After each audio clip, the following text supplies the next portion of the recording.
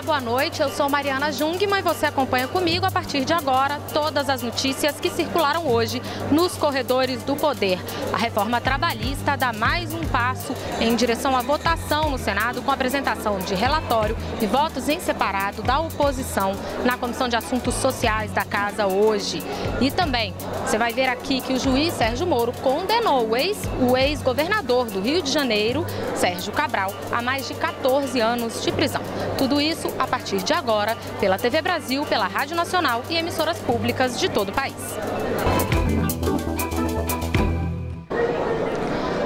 Olha, a reforma trabalhista deu mais um passo hoje em direção à votação no Senado. Esse projeto de lei aí que requer maioria simples e que já está na segunda Casa Legislativa passou hoje por mais uma fase de discussões na Comissão de Assuntos Sociais do Senado. O relator do projeto, o senador Ricardo Ferraz, apresentou o voto dele mais ou menos nos mesmos moldes, assim, um voto muito parecido, claro, com o que ele já tinha apresentado na Comissão de Assuntos Econômicos, sugerindo então a aprovação do projeto conforme enviado pela Câmara, sem alterações, mas seguindo aí um acordo firmado pelo Senado com o presidente Temer para que 6 pontos desse projeto sejam vetados posteriormente na presidência da República.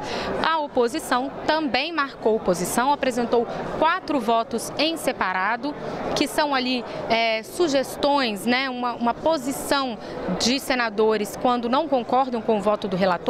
Esses votos foram apresentados pelos os senadores Paulo Paim, Randolfo Rodrigues, Vanessa Graziotin e Lídice da Mata, e os senadores seguem discutindo agora a matéria, mas a gente lembra que na hora da votação, que está marcada para acontecer na comissão na próxima semana, no dia 21, o que vai ser votado é o relatório de Ricardo Ferraz. Então esses votos em separado são uma forma dos senadores dizerem o que pensam do projeto, como gostariam que ele fosse aprovado ou rejeitado. Nesse caso, eles sugerem a rejeição ou pelo menos alterações ao texto.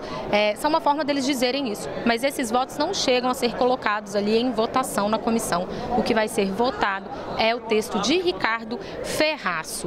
Bom, e ainda sobre reforma trabalhista, hoje mais cedo o presidente Michel Temer recebeu a UGT, né, uma central sindical importante, e falaram sobre a possibilidade de uma medida provisória que depois venha a regulamentar melhor essas questões da reforma, inclusive sobre esses trechos aí que podem ser vetados por Temer depois que a reforma for aprovada no Senado. Quem vai falar sobre isso pra gente é Daniele Popov, na redação da TV Brasil. Boa noite, Daniele.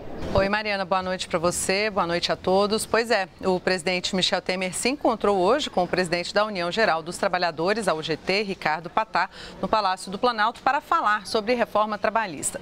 E após o encontro, Ricardo Patat disse que o presidente Temer se comprometeu a editar uma medida provisória revisando justamente alguns pontos considerados críticos. Segundo o presidente da UGT, Michel Temer afirmou que pretende construir, com a ajuda de líderes do Congresso, uma MP que elimine essas controvérsias, muitas delas que você cita todos os dias pra gente aí, né, Mariana? Eu volto com você.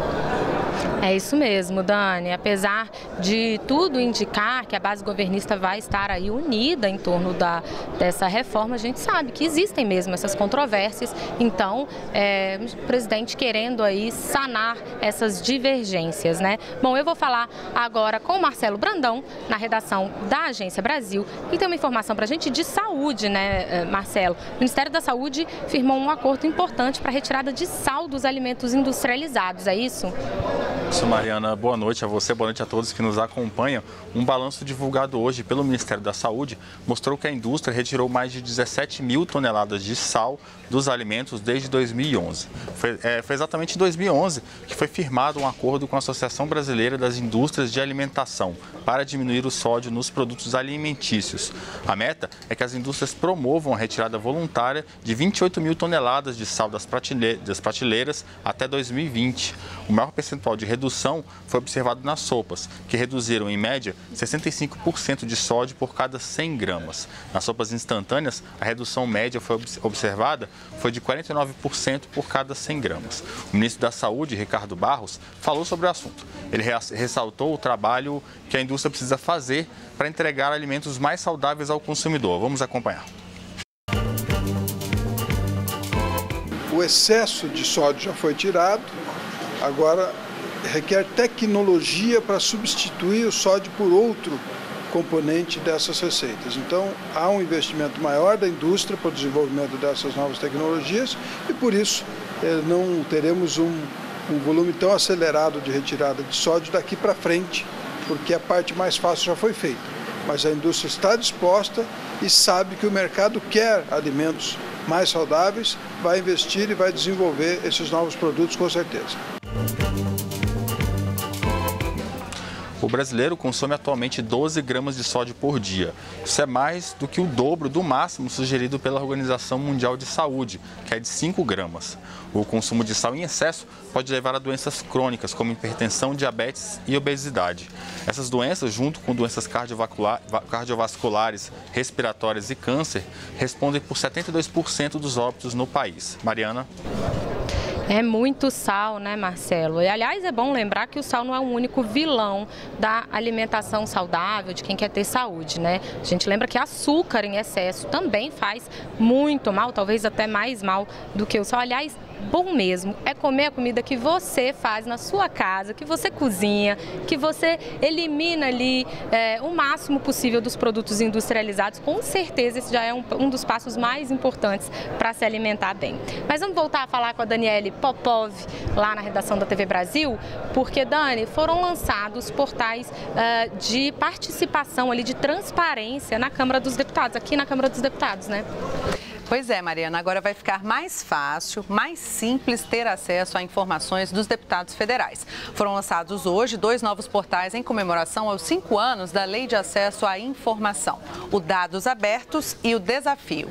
O portal Dados Abertos substitui uma página do site institucional da Câmara e é adaptado a dispositivos móveis como celulares e tablets. Qualquer pessoa pode entrar no endereço câmara.leg.br/transparência/dados-abertos e pode pesquisar informações sobre deputados, bancadas parlamentares, legislaturas, partidos, proposições e cotas parlamentares. Então, qualquer pessoa pode pesquisar dados dos deputados, dos órgãos legislativos da Câmara, todas as proposições que tramitaram ou estão em andamento na Casa, informações sobre as sessões plenárias e das comissões. Já na parte das cotas parlamentares, é possível verificar os gastos parlamentares registrados na Câmara por ano, de 2009 a 2017. Bom, Mariana, você sabe, né? Você imagina quais são os itens mais consultados pela população? Olha, Dani, com a minha experiência aqui, eu acho que eu chutaria que deve ser alguma coisa relacionada a gastos, né? Porque a população quer sempre saber quanto custam as coisas, então eu imagino que seja alguma coisa relacionada a gastos na casa, é isso? Pois é, não é tão difícil assim de supor, né, Mariana? São os gastos parlamentares da cota e as proposições, ou seja, a população, né, as pessoas estão pesquisando não só quanto o deputado gasta, mas também o que ele está propondo, o que ele está oferecendo, né, de política pública, vamos dizer assim, para a população. Agora, falando sobre o outro portal, né, o portal Desafio, que também foi lançado hoje, é um espaço para a sociedade participar da resolução de problemas do Legislativo. Por exemplo, cada desafio é uma competição. O problema é lançado e a sociedade tenta solucionar esse problema. É uma tentativa, então, da Câmara de aproximação com a sociedade. Mariana, volto com você. Dani, inclusive no Senado há também uma tentativa dessa aproximação com aquele portal E-Cidadania, a gente também já falou dele aqui nos Corredores do Poder. É um portal em que as pessoas podem participar, falando o que pensam sobre determinados projetos de lei, enviando perguntas para quem vem participar das audiências públicas, enfim. O Senado também tem aí um instrumento semelhante a esses aí de aproximação com a sociedade. Obrigada, Daniele Popov. Vamos falar com Marcelo Brandão novamente. Marcelo, o Supremo negou um pedido de liberdade da irmã de Aécio Neves, né? Isso, Mariana. A primeira turma do Supremo Tribunal Federal decidiu hoje negar o pedido da defesa para libertar Andréa Neves, irmã do senador afastado Aécio Neves. Ela foi presa em maio na operação da Polícia Federal, deflagrada a partir das delações da JBS. A prisão de André foi mantida por 3 votos a 2. Os ministros Luiz Roberto Barroso, Rosa Weber e Luiz Fux votaram pela manutenção da prisão, enquanto os ministros Marco Aurélio Mello e Alexandre de Moraes foram votos vencidos. Segundo o ministro Barroso, André deve continuar presa porque outros fatos supostamente criminosos estão sendo apurados na investigação da JBS, que ainda está em andamento. A irmã do senador é acusada de intermediar o pagamento de R$2 milhões pelo empresário Joesley Batista, dono da empresa JBS. O empresário também afirmou que André teria pedido R$40 milhões para a compra de um apartamento. E o ministro Marco Aurélio informou hoje que o julgamento do pedido de prisão de Aécio Neves será julgado na próxima terça-feira. A prisão foi inicialmente negada pelo relator anterior do caso, o ministro Edson Fachin. A Procuradoria-Geral da República recorreu da decisão, ao mesmo tempo que a defesa de Aécio entrou com um pedido para garantir a liberdade dele. E ainda falando de STF, o ministro Fachin determinou hoje a transferência do ex-deputado Rodrigo Rocha Loures, do presídio da Papuda, para a carceragem da Polícia Federal, em Brasília. A decisão de Fachin foi motivada por uma informação sobre uma suposta ameaça à vida de Loures. A defesa do ex-deputado disse ao Supremo que na semana passada o pai de Rocha Loures recebeu uma ligação de um conhecido. Essa pessoa teria alertado a família sobre a possibilidade de Loures estar correndo risco de vida, caso não concordasse em assinar um acordo de delação premiada. A defesa queria que o ex-deputado cumprisse prisão domiciliar, mas Fachin negou esse pedido e determinou a transferência dele para a carceragem da Polícia Federal até que a Procuradoria-Geral da República apure o caso. Loures foi preso no dia 3 de junho por determinação de Fachin. Em abril, o ex-deputado foi flagrado recebendo uma mala com R$500 mil. O dinheiro teria sido enviado pelo empresário Joesley Batista, dono da JBS. A investigação foi iniciada com base em delação premiada do próprio Joesley. Mariana. Obrigada, Marcelo Brandão. Bom, hoje à noite, o presidente Michel Temer deve receber no Palácio da Alvorada governadores para um jantar. Quem vai contar para a gente sobre isso é Yara Balduino, que está aqui ao meu lado. Boa noite, Yara. Boa noite, Mariana. Boa noite a todos. Até agora, 15 governadores e 3 vice-governadores confirmaram presença no encontro. Além de Michel Temer, também vão participar o ministro da Fazenda, Henrique Meirelles, e o presidente do Senado, Eunício Oliveira. Na pauta estão as reformas de interesse do governo e principalmente a reforma da Previdência e também a situação financeira dos estados. Lembrando que no mês passado, aqui o Congresso aprovou uma lei que suspende por 3 anos o pagamento da dívida de estados superendividados com a União. Em contrapartida, esses estados precisam congelar salário de servidores, suspender concursos públicos. Só que agora os governadores querem linhas de crédito para a construção de obras nos estados, Mariana. Yara, a gente sabe que aquele projeto foi aprovado com uma série de imposições aos estados. Agora eles querem também, ter aí acesso a linhas de crédito. É justo. Vamos ver o que vai sair dessa negociação mais tarde. Obrigada, Yara. No próximo bloco você confere com o Maurício de Almeida que o juiz Sérgio Moro condenou o ex-governador do Rio de Janeiro, Sérgio Cabral, a mais de 14 anos de prisão. Mas daqui a pouquinho a gente já volta.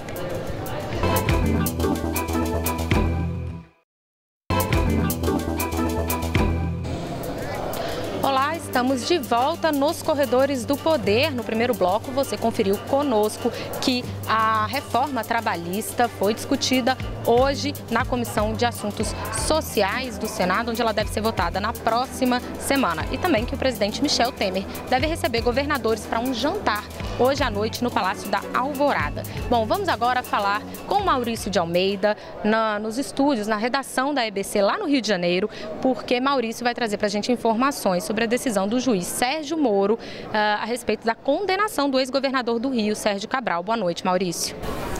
Boa noite, Mariana. Pois é, essa foi a primeira condenação do ex-governador Sérgio Cabral. Ele que é réu em vários processos. O juiz Sérgio Moro, da Justiça Federal do Paraná, condenou o ex-governador do Rio a 14 anos e 2 meses de prisão pelos crimes de corrupção e lavagem de dinheiro. Segundo o esquema apurado pela Polícia Federal, Sérgio Cabral e o seu grupo político, eles teriam recebido cerca de R$2 milhões e 700 mil num pagamento de propina da empreiteira Andrade Gutierrez, que foi beneficiada e ganhou a licitação para construir o Comperj, o Complexo petroquímico do estado do Rio de Janeiro.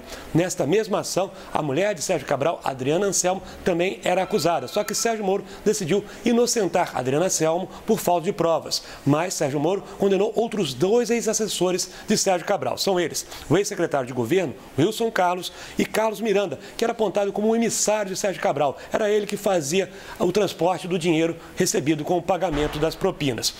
O juiz Sérgio Moro também determinou que os 3 acusados vão continuar presos aguardando outros julgamentos e também terão que devolver 6 milhões e 600 mil reais para os cofres públicos, dinheiro que foi desviado no pagamento de propina. A propina de 2 milhões e 700 mil reais foi corrigida pelo IPCA e agora atualmente estaria valendo 6 milhões e 600 mil reais. Portanto, os 3, além de continuarem presos, terão que devolver esse valor. É bom lembrar também que Sérgio Cabral continua sendo acusado e é réu em outros 8 processos na Justiça do Paraná e um processo na Justiça aqui do Rio de Janeiro. Mariana. Maurício, só uma das condenações aí a que Sérgio Cabral pode estar sujeito, né? Mas vamos mudar um pouquinho de assunto, Maurício. Hoje, novamente, estudantes ficaram sem aula por causa de ações da polícia contra o tráfico aí no Rio, né? Mariana, infelizmente é uma notícia que vem se repetindo a cada dia aqui no Rio de Janeiro. Crianças que não podem estudar devido a operações. A polícia chega para combater o tráfico de drogas, começa uma troca de tiros e, por questões de segurança, tanto a Secretaria Municipal quanto a Secretaria Estadual de Saúde resolvem suspender as aulas. Hoje foram 8.200 crianças que deixaram de estudar no Complexo da Maré, em Acari e na Cidade de Deus. Ao todo, 14 escolas ficaram fechadas e 5 creches também não funcionaram. Desde o início do ano, o levantamento da Secretaria Estadual de Educação aqui do Rio de Janeiro revela que pelo menos uma criança, 70 mil alunos, ficaram pelo menos um dia sem estudar por conta da violência em regiões de conflito entre traficantes e policiais militares aqui no Rio. Mariana. Obrigada, Maurício de Almeida, que com certeza ainda volta com a gente outras vezes nos corredores aqui essa semana. Bom, vamos falar novamente com Marcelo Brandão, na redação da Agência Brasil, para a gente ir para os corredores internacionais do poder. Marcelo, agora foi a indústria que se queixou da saída da Inglaterra do mercado comum europeu, pediram uma reconsideração sobre isso? Isso, Mariana. Uma associação de empresas de engenharia e tecnologia do Reino Unido, a EEF, pediu que a primeira-ministra Theresa May reconsidere seus planos de abandonar o mercado único da União Europeia. O diretor executivo da associação, Terry Scoular, pediu uma saída suave da União Europeia. Seria o oposto ao processo duro que Theresa May defendeu até agora, pelo qual o Reino Unido abandonaria o mercado único com o objetivo de recuperar o controle da imigração. Vamos falar agora de Venezuela, que o major-general Alexis Lopes Ramírez renunciou ao cargo de secretário do Conselho de Defesa da Nação, o órgão máximo consultivo do governo da Venezuela, por discordar do processo de constituinte convocado pelo presidente Nicolás Maduro. A Assembleia Nacional Constituinte, convocada por Maduro em 1º de maio, visa redigir uma nova Constituição para substituir a atual. Vários chavistas distanciados do governo de Maduro são críticos da convocação da Constituinte. Uma das principais vozes opostas à medida é a procuradora-geral, Luísa Ortega Dias, que defende que a população deve ser consultada sobre a mudança do ordenamento jurídico do país. Mariana. Obrigada, Marcelo Brandão. Vamos dar boa noite a Jéssica Gonçalves, nos estúdios da Rádio Nacional, que vai falar para a gente hoje, né, Jéssica, sobre operações da Polícia Federal. Boa noite a você e a todos, Mariana. Policiais federais deflagraram hoje uma operação para recolher provas contra o ex-governador da Comunidade Autônoma de Madrid, na Espanha. O ex-governador Inácio González, que comandou a província de 2012 a 2015, é acusado de desviar 21 milhões de euros, dinheiro público da Comunidade de Madrid. Segundo a Polícia Federal, González teria garantido concessões públicas a algumas empresas que participavam do esquema, entre elas empresas brasileiras. Foram cumpridos 9 mandados de busca e apreensão e 2 de condução coercitiva no Rio de Janeiro e em Minas Gerais. Ainda de acordo com a Polícia Federal, está sendo investigada a compra de uma empresa brasileira de exploração de água com um preço superfaturado como parte do esquema. E agora falando sobre outra operação, Mariana, policiais federais cumpriram hoje 34 mandados judiciais em 7 municípios do Pará para combater fraudes no seguro defeso. Entre os alvos da operação, Cássia estão representantes e funcionários de sindicatos e associações de pescadores, servidores do Ministério do Trabalho e Emprego, funcionários e donos de casas lotéricas, além de uma vereadora. De acordo com as investigações que começaram em outubro de 2016, pessoas que não preenchiam o perfil de pescador artesanal foram cadastradas para receber o seguro-defeso. Os investigados vão responder pelos crimes de estelionato, corrupção passiva e ativa, falsificação de documentos e falsidade ideológica e podem pegar mais de 30 anos de prisão. Mariana. Obrigada, Jéssica Gonçalves. E olha, vamos voltar a falar com a Daniele Popov lá nos estúdios, lá na redação da TV Brasil, perdão. Dani, a AGU pediu a retomada das obras da transposição do Rio São Francisco. Pois é, Mariana, o pedido da AGU pretende assegurar o fornecimento de água não só para as regiões mais carentes do Nordeste, mas também para a região metropolitana de Fortaleza, no Ceará, pois, segundo informações da Agência Nacional de Águas, as reservas hídricas da região devem se esgotar até o final do ano, caso as chuvas permaneçam muito abaixo da média histórica. As obras em um dos trechos do projeto de integração do Rio São Francisco foram paralisadas após decisão liminar concedida pelo Tribunal Regional Federal da Primeira Região, a pedido do consórcio São Francisco Eixo Norte. O consórcio questiona a decisão do Ministério da Integração Nacional de retirá-lo da licitação por não ter comprovado experiência na instalação e montagem de estação de bombeamento de água, conforme exigia o edital do processo licitatório. O pedido da AGU de retomada das obras destaca que a licitação respeitou os critérios técnicos e legais e que sua interrupção acarretará prejuízos significativos para a administração pública e para a população que sofre com os problemas de abastecimento de água na região. Outro alerta da AGU é para o risco de o desabastecimento que pode levar ao fechamento de escolas, hospitais e indústrias, além de uma possível prorrogação de contratos de supervisão da obra, caso essa obra continue suspensa. O pedido da AGU deve ser analisado pela presidente do STF, a ministra Carmen Lúcia. Mariana? Obrigada, Daniele Popov. Eu vou voltar a falar com o Marcelo Brandão, lá na redação da Agência Brasil, porque, Marcelo, hoje teve mais um jogo da Seleção Brasileira que foi transmitido aqui na TV Brasil e eu queria saber o que você achou, se a gente foi melhor dessa vez do que foi com a Argentina. Mariana, eu acordei cedo hoje, um pouco mais cedo do que o habitual, para ver esse jogo. Se eu tivesse dormido um pouquinho mais só, eu tinha perdido o primeiro gol. Então já estou dando um spoiler aí para quem vai ver a reprise às 9h30 da noite aqui na TV Brasil. O que aconteceu? O Brasil fez o gol aos 10 segundos de jogo. Foi o recorde, foi o gol mais rápido da história da Seleção Brasileira. Diego Souza foi o autor do gol. Foi um gol rápido e a gente já tinha a impressão de que seria uma goleada, uma grande goleada, um jogo muito bom. E na verdade não foi. O Brasil teve muita dificuldade para tocar a bola, para armar o seu jogo, para construir, dominar o jogo, porque o time era um time muito diferente do primeiro jogo, né? Foram 8 alterações de jogadores, então o desentrosamento era clássico, claro, assim, você via claramente os jogadores ainda estavam se encontrando ali no campo. Mas ainda assim, com isso tudo, o Brasil fez 4-0. No segundo tempo, jogou um pouco melhor. A Austrália, que não fez nada no ataque, basicamente, tentou subir para tentar fazer um gol e isso abriu espaço para o Brasil. E o Brasil começou a ter um pouco mais de toque de bola, refinado, dominando um pouco mais as ações do jogo. Foi um jogo bom, mas eu acho que o Brasil jogou melhor e criou mais contra a Argentina, que perdeu. Né, de quem o Brasil perdeu, do que agora o jogo contra a Austrália. Mas foi um bom jogo, acho que vale o Tite saber com quem ele pode contar, com os jogadores que ele tem à mão ali. A gente pode considerar que esse time que jogou hoje foi talvez um reserva, ou até um terceiro time reserva, algumas peças ali do treinador. E um 4-0 com um time bastante reserva contra um time que vai inclusive jogar a Copa das Confederações, que é a Austrália. Foi um bom resultado. O Tite mostra que tem um time na mão, Mariana.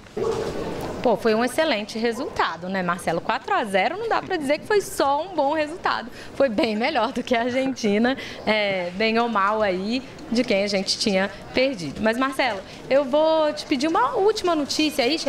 Eu sei que chegou quentinha para você de última hora. Uma notícia em relação aos ministros do STF que questionaram a retirada de sigilos das delações do Odebrecht, né?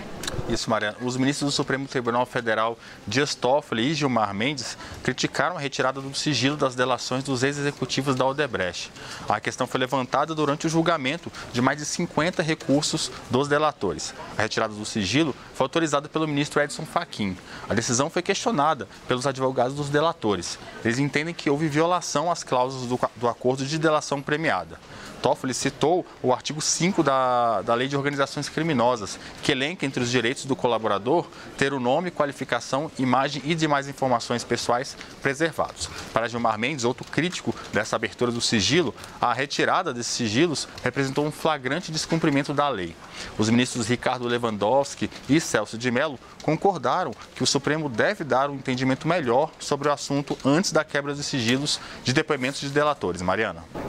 Agora, Marcelo, rapidinho aí, também tem uma outra informação. No primeiro bloco você falou sobre saúde, né? Sobre o Ministério da Saúde. Agora o Ministério lançou uma plataforma para estimular hábitos saudáveis de saúde também, né? Isso, o Ministério da Saúde lançou hoje uma plataforma, como você falou, com informações especializadas para conscientizar a população da importância de melhores hábitos de vida. O portal Saúde Brasil tem conteúdos e serviços baseados em 4 pilares: parar de fumar, ter peso saudável, alimentar-se melhor e se exercitar melhor. O conteúdo pode ser acessado em www.saude.gov.br/Saúde Brasil.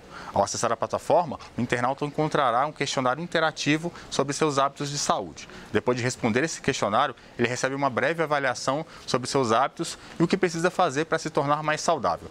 Com isso, o Ministério da Saúde reunirá o perfil de cada usuário, o que vai permitir uma comunicação personalizada com mensagens adequadas para cada grupo. Mariana. Obrigada, Marcelo Brandão. Com isso, a gente vai ficando por aqui. Você que não pôde conferir o jogo do Brasil hoje cedo, pode ver a reprise às 9h30 da noite, após Gico Lumesso. A gente fica por aqui. Uma boa noite. Até amanhã.